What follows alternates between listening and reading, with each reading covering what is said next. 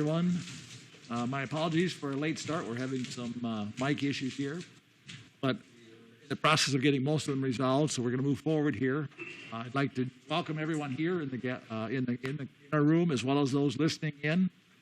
I'd ask at this time that you please join me in a moment of silence and then Pledge of Allegiance.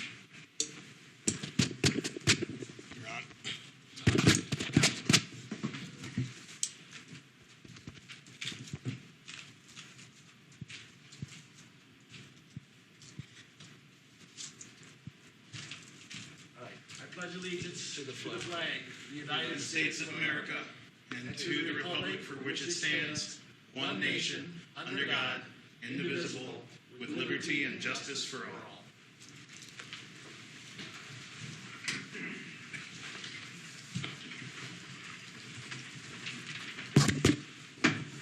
All right, if we could have a roll call, please.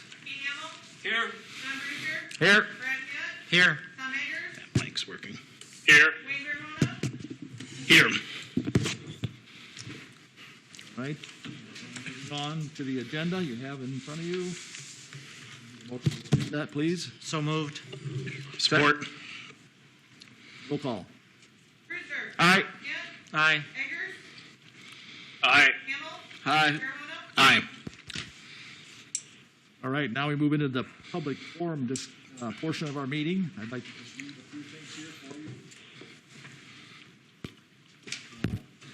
Guidelines for addressing the council. If you are here to speak, I ask that you please raise your hand to be recognized by myself.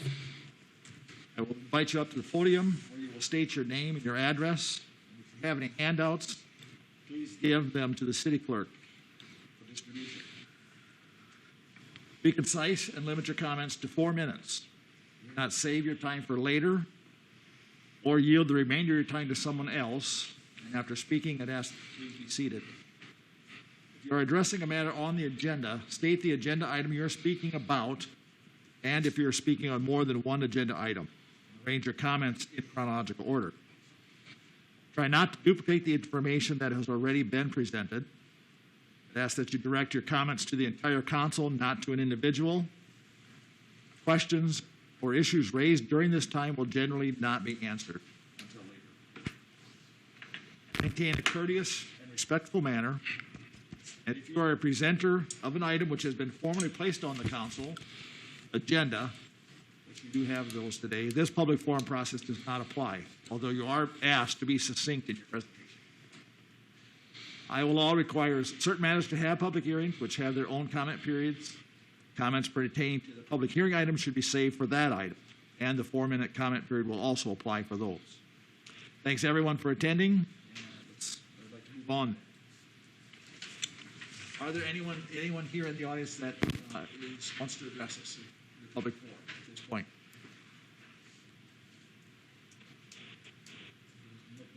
Here, is there anyone listening in by Zoom or on the radio, on the phone that would like to speak at this time? Any matter? There's two on there, 5504 and 0417. If you'd like to speak, now's your time. And both of you are muted, so if you're going to speak, you have to unmute yourself.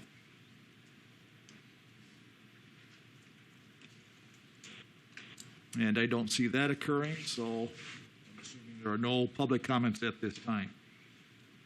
Then we move on to our consent agenda. Move that we accept the consent agenda. Second. Support. Very good. Any discussion? If not, roll call, please. Eggers. Aye. Vermona. Aye. Brewster. Aye. Hamel. Aye. Pitt. Aye. All right, moving on then to the old business, item 5A. We have the updated airport FFA capital improvement plan, which we need to approve today. Open that up for discussion. On the floor. I move that we accept the proposal as presented. Okay, thank you, Tom. Support. All right, we have support. Any discussion on that item? Hearing none, take a roll call on that, please. Brewster. Aye. Hamel. Aye. Pitt. Aye. Eggers. Aye. Vermona. Aye. All right. Moving forward.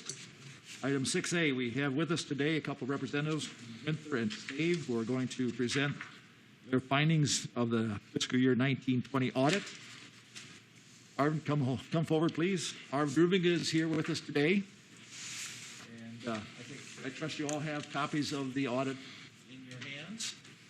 So, All right, Go ahead, Arv. good evening, and I appreciate on behalf of Winther Stave and Company the opportunity to provide the audit services and to present the audit report to you this evening. My name is Arvin Drubinga. I am a partner responsible for the audit this year, and along also this evening is Jen Mackey, who is the CPA in charge, responsible for the audit work as well. So we're pleased to meet with you.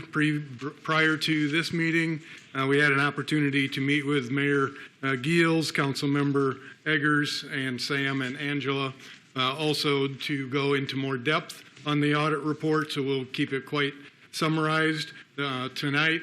There are two items that you received. One is called a communication with those charged with governance, required letter based on the auditing standards to give you a broad framework and outline of what the audit entails, and certain items such as the engagement letter and a management representation letter that are part of the audit. I will turn to the bound blue cover audit report now and ask you first to look on pages 2 through 4. This is our independent auditor's report. Page 2 introduces the audit, which is for the financial statements ended June 30 of 2020, and it is for the primary government of the city of Sheldon. A middle paragraph explains the management's responsibility for the financial statements and for selecting the cash basis of accounting as the basis of accounting used. And then bottom of page 2 into page 3, the auditor responsibilities are listed, which is our responsibility to provide audit procedures and perform the engagement such as to give an opinion whether the financial statements do provide the applicable information in accordance with the cash basis of accounting. Two paragraphs on page 3 relate to component units. Because the audit is of the primary government of the city and does not include certain other organizations that primarily do provide benefit to the city, because those are not presented here in the bound audit report, that is why those paragraphs are there that indicate that there is an adverse opinion related to those component units only. But for the primary government of the city of Sheldon, the second paragraph from the bottom on page 3 presents the unmodified opinion, which is the highest level of opinion that we are able to provide on a set of financial statements. And that is where we do give our opinion that the financial statements included herein do present fairly in all material respects the financial statements for the primary government of the city of Sheldon as of June 30, 2020 on the cash basis of accounting. We'll briefly touch on those financial statements. Page 5 and 6 provide the government-wide level of financial statement. So this is for the entire one second entity. here before you get into this. Sure. Mr. Crafton, if you'd like to join us, you're welcome to pull a chair off the pile and socially distance yourself. All right. Go ahead. Oh, no problem. So on page 5 and 6, page 5, the program disbursements are listed in a column, and then specific receipts related to each of those programs are provided. Over on page 6 then, divided into governmental activities and business type activities. The amounts necessary to provide those programs on a net basis are shown at the bottom portion of the page. General receipts and transfers are listed. Your various property taxes, tax increment, financing, bond proceeds, etc. And about a third of the way from the bottom of the page, change in cash basis net position for the governmental activities, approximately $1,035,000 $700,000 increase for the year with a $7.9 million ending balance. For business type activities, a decrease of $1,261,000, leaving a balance of $3.7 million. So overall, there was a decrease of $225,000 and an ending net position on a cash basis of $11.6 million. The bottom schedule on that page does provide a breakdown of which of those balances are restricted for particular purposes and which balances are unrestricted. If we move on to page 7 and 8, this is the fund level financial statements for the governmental funds. So a series of columns are provided for your primary funds, and for each of those columns there's receipts and disbursements, other financing sources, and again the third line from the bottom, the net change in cash balances can be seen for each of those individual funds, beginning of the year cash balances, and then it reconciles at the bottom to the end of the year cash balances. A grand total on page 8 is provided, and the third line from the bottom there, the increase in cash balances was approximately $998,000, leaving again $7.7 million as the ending balance. Moving ahead to page 9 and 10, the schedule is provided here for a breakdown of those various cash basis fund balances.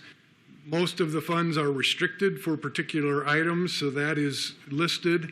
And then under the general fund, there are amounts that are listed for those funds that are committed for particular purposes, those that are assigned for particular purposes based on designations that you have made as a council.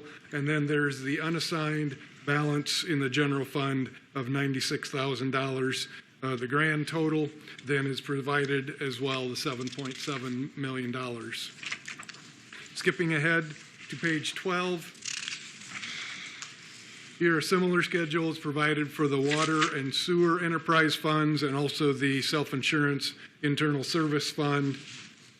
Third line from the bottom, net change in cash balances.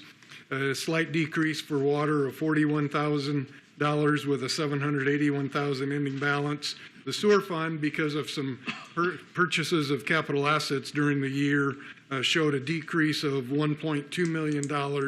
However, because of cash balances on hand, the ending balance was $2.7 million. So those two combined come to a balance of $3.4 million. The self-insurance fund increased $69,000 to $464,000. On page 16, the notes to financial statements are presented that provide a background on how the financial statements come together, some additional supplemental explanatory information. Moving to page 20, I'll just point out the bond and notes payable footnote. This has been revised according to the accounting standards, where more of this information was in supplemental information. Now it is shown here with an amortization schedule for each of the next 5 years for each of the individual bond issues, and then in 5-year increments thereafter. So general obligation bonds are shown on page 20 and the top of 21. Tax increment financing revenue bonds on the bottom of page 21, which all mature in fiscal 2021. On page 22, the airport loan, which also matures in fiscal 2021. And then bottom of 22 with a total on 23 are the revenue notes. I'll then skip quite a ways ahead past some supplemental and other information that is provided. We also on page 47 and 48 have a second independent auditor's report on internal control and compliance issues that we test as part of our audit. And then following that, the last 3 pages of the report do present our schedule of findings. Related to the financial statements on page 49, we did not note any items that were findings Then on page 50 and 51 are what are considered statutory findings. These relate to the Code of Iowa. The first item on page 50, number 20-2-A, the certified budget, there was one budget category, community and economic development, that exceeded the annual budget for the year. And then in addition to that, public safety, health and social services, and community and economic development exceeded the budget prior to the budget amendment that was made in May.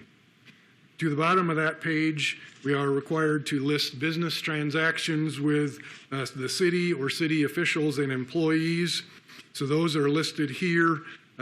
The amount that is level under which these expenditures are not considered a conflict of interest has been raised to $6,000. So you can see the level for Mayor Giels was below that level. The other two amounts were in excess of that, and our recommendation would be that if it's practical, in those situations where it's practical, that it be considered to do a bidding process to assure that those funds are being spent in a way that does not present a conflict of interest. Then on page 51, the last item, 20-2-K, general obligation debt payments are required to be paid out of the debt service fund, and we noted that there were capital loan note series 2019 payments that were not made out of that fund during this fiscal year, and the recommendation is that those are in the future paid out of the debt service fund in compliance with the Code of Iowa. And I believe that's the intent to do that in the future. So that's a quick overview of the audit report. Would there be any questions that you would have?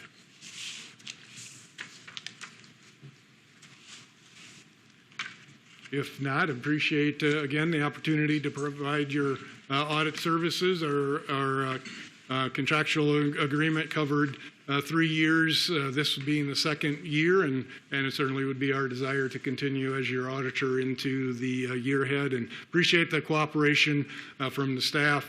With a different environment under COVID circumstances, we spent much less time here at the actual city offices, and more of the information was provided electronically, and Sam and Angie were very helpful in that regard in providing all the information that we were required to have as part of our audit. So again, thank you.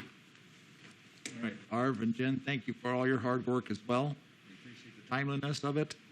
And as we talked about earlier, a boring audit is a good audit. There's nothing exciting or really worth talking a whole lot about, and that's a good thing in this situation. So my compliments also to the staff for getting the information they had, that they needed to them in a timely manner, and that everything checked out as well as it did. So my compliments to you as well. All right. You are free to go if you'd like. You may stay too if you prefer. Should have a motion to accept. Okay, yes, and that, so we have this now. I need a motion then to accept the audit as presented. I'll move that we accept it. Support. Any other discussion? Roll call, please. Eggers, Aye. Hamel, Aye. Brewster, Aye. Farahona, Aye. Kent, Aye. All right, let's move on then to item 6B, the former Rec Bowl Budsies site at 104 North 3rd Avenue. I'd like to open the public hearing at this time.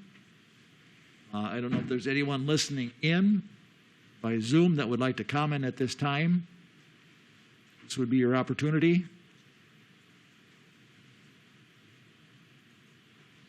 was told there might be somebody wanting to speak to this.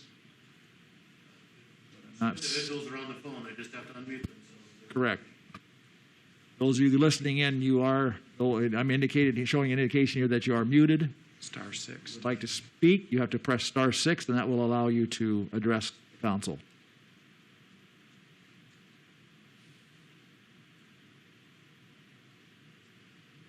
See no activity there, so is there anyone in the audience that would like to speak to this at this time?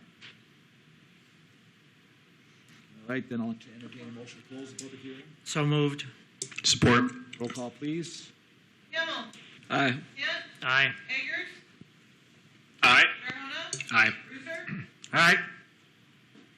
All right, then we need to move on to the second part of this and consider a resolution authorizing advancement of costs for urban renewal project for the 104 North 3rd Avenue property. You have that resolution? We need a motion to consider that, to approve that, excuse me. Make the motion to approve. Support. Any discussion?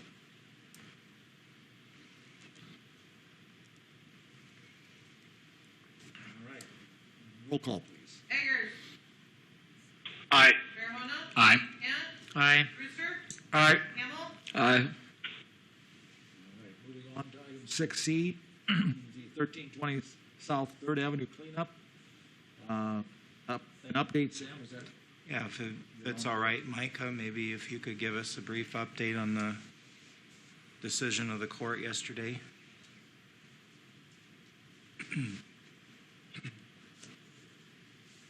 Good afternoon, Court. Sorry, Court was yesterday. You're the council. Ty, did you get that? Good. December 15, yesterday, there was a court hearing for the O'Brien County Magistrate Court to evaluate compliance with its prior order. Its prior order, after a contested hearing, was for Mr. Crafton to abate the nuisances on his property and provide compliance with the abatement. At the hearing, Mr. Crafton was not present and had not filed an affidavit or provided other proof of compliance as previously directed by the court. The city did provide pictures that were current as of December 14, and based on that evidence, the court agreed that the city should be authorized to abate the nuisance to the extent that Mr. Crafton has not or does not do so himself. So we anticipate that the court's written order will be forthcoming very soon, and at that point the city would have the right, if it deems necessary and appropriate, to take action to abate the nuisances, and to the extent that costs are incurred, there's a procedure to collect that either, or actually two ways, as a judgment against Mr. Crafton and as having the costs assessed against the property and collected in the manner of real estate taxes. So that's what transpired yesterday. Any questions about that?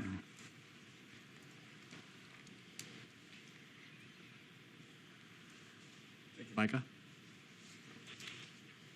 At this time, Kevin, do you have anything you'd like to address? So I will give you some time if you'd like to speak. Please state your name. I'm Kevin Crafton. I guess I know I read they're talking getting acceptance for $22,000 to get somebody to come in there and clean that stuff up. And obviously I haven't taken the steps and I haven't got that place cleaned up. I had own personal things where I had to leave town and take care of my sobriety and everything else. So I know where we're at now, and obviously there's not much I can do about it. So I know you guys are going to have to set forth to take care of it. And I'm just wondering if there's anything I can do to help to make it a little bit more cost efficient or effective, or less money that's going to end up getting billed to me is pretty much what I'm trying to see if there's anything I can do for it.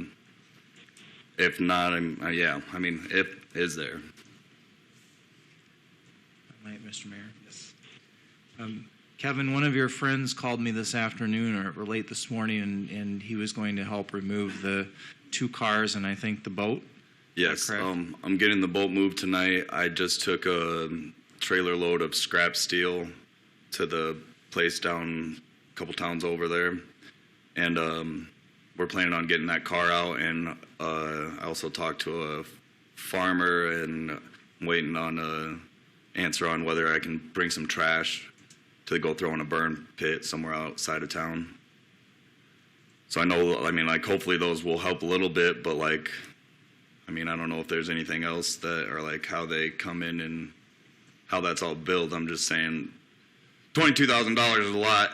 I can get a degree with that, or, you know, whatever. I mean, I'm just trying to see whatever I can do to get it as low as possible, you know what I mean? I might, Mr. Mayor. So I'm in the process of getting quotes for the cleanup. Okay. You do have the right to enter the property at any time. Once we are cleaning it up, you wouldn't be able to enter it and interfere with the cleanup, but it still remains your property. So what you remove now, prior to us getting the official judge's order and awarding the quotes, will help you. So Okay. the more you can remove, as long as it's properly and legally dumped, Right. the better it is So- for you. I'm in the process of getting quotes. It's not something that we need to come back to the city council for to approve the quotes. Todd and I would approve the quote, and we would move forward with the cleanup. The amount is up to $22,000 in the urban renewal project. So it's not What you're accepted for to spend. up to, yep.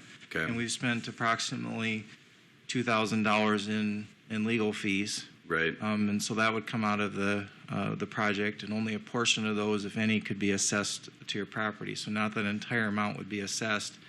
We would want to make sure that if we do have to do the cleanup, that you wouldn't be in the way during that cleanup, and that you'd be cooperative. So I thought about chaining myself to the trailer Yeah. and going bonanza on you guys, but no, I'm just kidding. I know you guys are just doing your job and trying to do things how you got to do it. I understand that. I wish I would have understood that a little bit earlier this year better than I did, but hindsight's hindsight. So I guess you're doing what you got to. I'd just say I would appreciate it very much, Sam, if you could, try to pick the best bid, or I know you're going to have to, there's going to be whatever it is, but you go with the lowest one and don't grab the highest one for me, please. Well, we're going to pick the best bid, and price and timing are the two key factors to that. And I'd rather not have to charge you security costs for having a police officer there on overtime. Well, shit, they should have had security when people were mobbing through my stuff, stealing shit, fucking when I was gone this last month. Pardon my language. I'm so sorry, guys. Yeah, my bad. But, yeah, no, that's not going to be a problem. I was just joking. Sam, what will cleanup entail? Like wiping it whole clean? The whole Everything. property? I mean, yeah, are you going to take my shed back there that wasn't involved in the fire, or is it the trailer? I mean, the trash in the yard. I mean, I have also, like, good wood and stuff that I can, like, set by that, my shed that's back there. But, I mean, if you're going to haul the trailer out of there, the shed wasn't involved in the fire at all. Would that be able to stay there so that I could still have my shed there for next year when I have a cement pad there and the trailer's hauled out? Because it, Answer his question. I would say at this point, it's a little hard to answer. We've been working with you for a long time trying to get this done. We're now Yes. at the final hour here. I know. So I don't know. That's the best answer I give you. I okay. don't know. Well, if it's an Disappointed. opportunity to keep it, could you please keep it for me? And if not, I mean, no big. I'm just here because here's my chance to ask and say. So. You got lots of chances. Oh yeah. So, no, I'm aware. Uh, I'm aware of that. we will try and see what we can do, but no promises at this point. If I might, Mr. Mayor. Yes. So if I can answer your question. So my understanding of the court ruling is we are allowed to go in and bait the nuisance, and to the extent that the the shed is damaged, you can't live in an accessory shed. Pardon me. Please. Sorry, I hear you. Do you I'm mind? not used to being in this formal setting. I'm doing my Okay. best. I apologize. Maybe if he could just take a seat while I answer the. Take a seat. So Maybe Micah can help me out with this, but my understanding is everything goes. The quotes I'm getting, we will raise the site. Anything that's there will be removed. The pictures that I've provided to the court, which include the dilapidated shed, the shed's going to go too. So Mr. Crafton has had the opportunity to make an issue of that. He didn't make an issue of that on October 20, and he didn't make an issue of that yesterday. So it's my position, unless the city attorney says otherwise, is that's going to be removed. We don't want somebody living in an accessory shed. And under our zoning ordinance, you can't have a standalone accessory shed if there isn't a primary structure.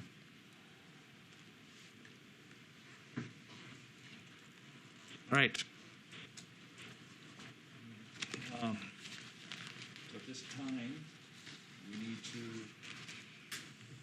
have motion to consider resolution authorizing advancement of cost for urban renewal project for the 1320 South 3rd Avenue property. I'll make that motion. Support. And roll call, please. Kent. Got a question. Okay, go ahead, Tom. Sorry, I didn't allow for that. No, that's fine. Just wanted to make sure that our plans are to assess the cost of this to the property tax. Is that correct? That's correct, I want to yes. be clear about that. Yes. Yep. Okay, very good. Thank you. Any other questions? Then we'll take roll call, sorry. Kent. Yes.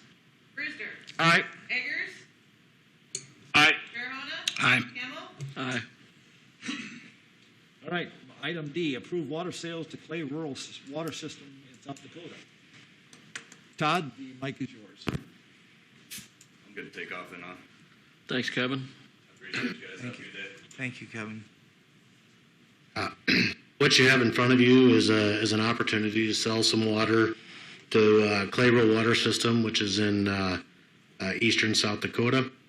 And it would be selling a portion of our Lewis and Clark allocation. As you may know, we have 1.3 million gallons a day of Lewis and Clark water allocated to Sheldon, but we are not currently hooked up. So what this agreement does is allows us to utilize some of the resource that we're not able to utilize in Sheldon as of yet.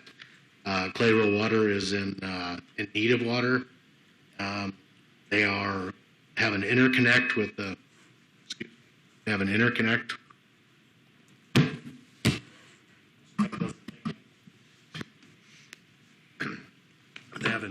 They have an interconnect with the city of Beersford. That interconnect would allow Sheldon to sell water to Clay Rural Water via that interconnect. Micah and his team helped draft the agreement. You should have had a chance to look through it. It allows for 25 cents per thousand profit over the effective rate from Lewis and Clark. It allows for up to 300,000 gallons a day to be delivered. It requires them to either utilize or pay for 200,000 gallons a day. It does have an out if at any time after we're connected, we decide that we need that water back with a year's notice, it has an out. I've shared this agreement with the general manager of Clay Rural Water. He is in verbal agreement with the terms there. Assuming that the city council is in agreement with the terms tonight, he'll present it to his board next week, and we could then proceed from there and likely start selling them water sometime in January or February. It's a 5-year term with 3-year renewals, assuming both parties agree to those renewal terms at that time.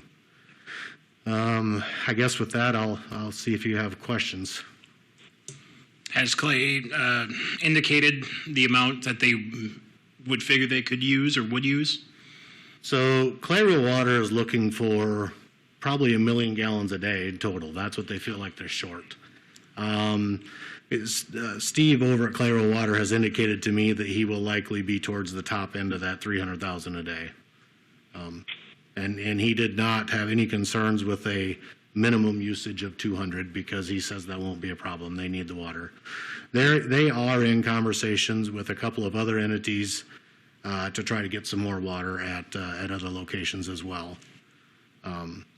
I think it's a unique opportunity. It gives us a chance to, get some return on an investment that we couldn't otherwise utilize for at least till 2024 and maybe beyond.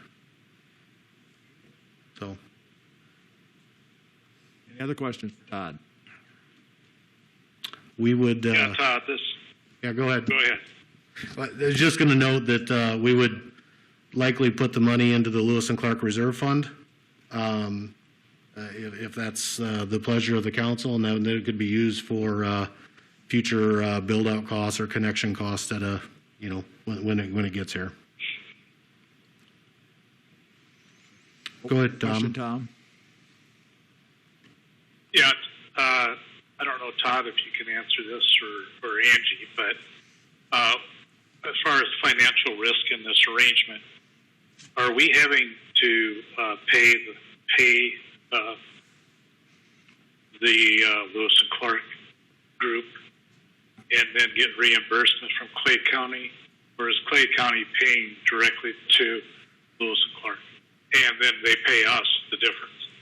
Yeah. So, Tom, the way the way it's scheduled to work is the meter, the meter that would meter the Sheldon water would be read at 12:01 on the first of the month. The Lewis and Clark meter at Beresford would be read at the same time. Sheldon would get billed for that amount of water. We then would add our surcharge, or 25 cents per 1,000 gallons, onto that bill, and forward that bill on to Clayrol Water. Sheldon would be responsible for paying Lewis and Clark, and Clayrol Water would be responsible for paying Sheldon. We have terms of bill due within 30 days of receipt, and I believe we have late penalties of 12%. Does that seem right, Micah? So you have terms for recourse then in the agreement? We do, yeah. And then, ultimately, we can stop the agreement. It would take a year, right? Not for failure of payment. Okay. Very good. I just wanted to make sure that we understood that. So thank you. Yep. So rough math here, looking at about $750,000 a year. No. I wish it was that. It seemed like a lot. Yeah. No. So if they utilize 300,000 gallons a day, the 25 cent profit equates to about $27,000 a year. Oh. So you take yeah. That's why I'm not an accountant. Yeah. But, over the next 4 or 5 years until we're connected, that's potentially another 100,000 in the bank that we'd never have or never realize otherwise. Yeah. There is a potential on the back end of the agreement of some savings to our rates as well, but to understand or realize those numbers yet probably is a little premature. Any other questions? Did you say Clay Water, the guy over there said they could use $1 million? Mm-hmm. So why aren't we selling them $1 million? Well, number one, the connection point at Beresford is not big enough for that. So the connection point at Beresford is sized via Lewis and Clark to serve Beresford's needs, but it's oversized enough to allow this 300,000 to go to Clayrol Water at this time. The metering facility that we'll be utilizing, and that's another beauty of this agreement. Typically, if you're going to have a customer, you got to build out infrastructure to sell this customer water. Our infrastructure costs to sell them water are zero. But anyways, that's why we can't deliver $1 million there. And if we were to sell $1 million a day, obviously we would want to limit that term, because once we're hooked up, Sheldon's going to want some of that water. And we don't want to tie it all up, because we don't want to be short when we need it. Otherwise, that'd be a great idea for, say, 3 years. Okay. Anyone else? Then take Todd, then we need to have a motion to approve the resolution authorizing advancement of costs. Approval of the sale. Approving the water sales to Clay Rural Water. I'll make that motion to approve the water sale to Clay Rural Water System, South Dakota. Second.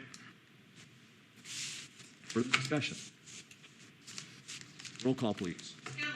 Aye. Brewster. Aye. Hand. Aye. Farahona. Aye. Eggers. Aye. All right. Moving on to the reports section of the meeting. We'll start with you, Sam. I don't have anything. You have nothing. All right. Todd, you just gave us reports of anything else. Kurt, are you listening in? I see you there. I am. Anything I am, Mayor. I have nothing to report. Thank you. Okay, great. Scott, you just joined us. Anything you'd like to update us on? No, thank you. Ange? No. Mike, anything else from you? No, thank you.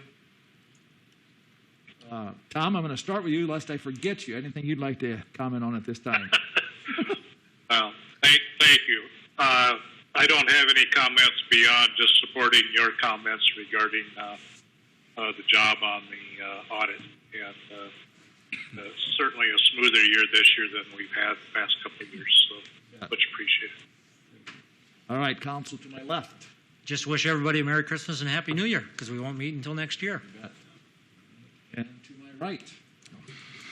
I just want to thank the Sterlers for their patience, and we're starting to get this whole thing sorted out with approval of their project closeout and property transfer for their Garfield Avenue property. So it's good to see that we're getting somewhere.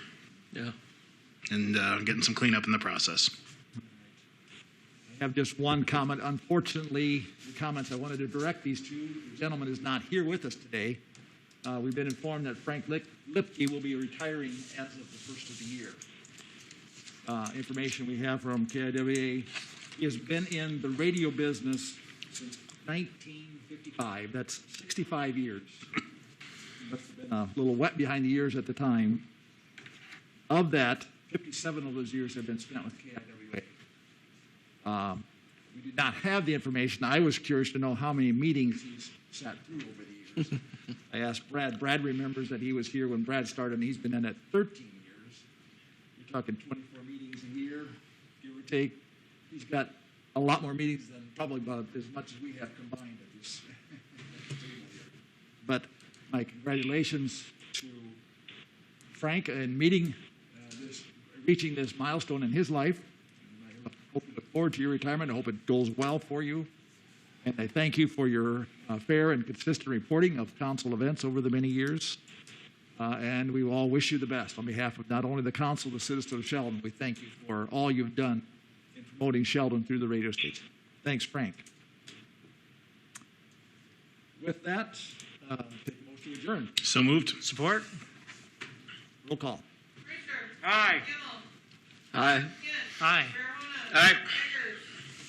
Aye. We are adjourned. Have a good night, Tom. No meeting afterwards? Yeah, I'll give you a call.